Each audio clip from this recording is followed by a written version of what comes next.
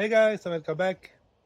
Today we are adjusting the parking brake on this Hyundai Elantra. What I like to do is jack the car up, have the wheels off the ground,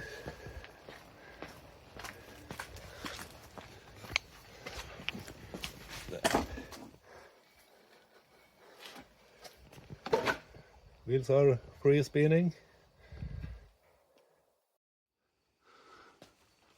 Now what you want to do is come to this compartment, have a pick or something to remove this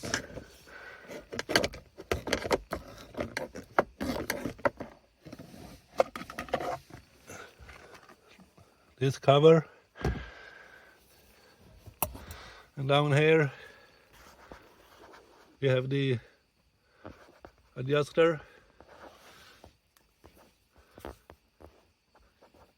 You want to take a 12mm wrench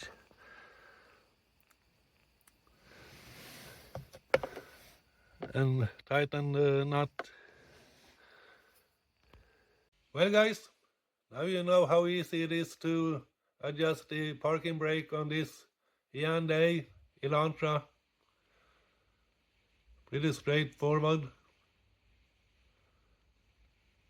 As always, like and subscribe guys. You see me in the next one. See ya.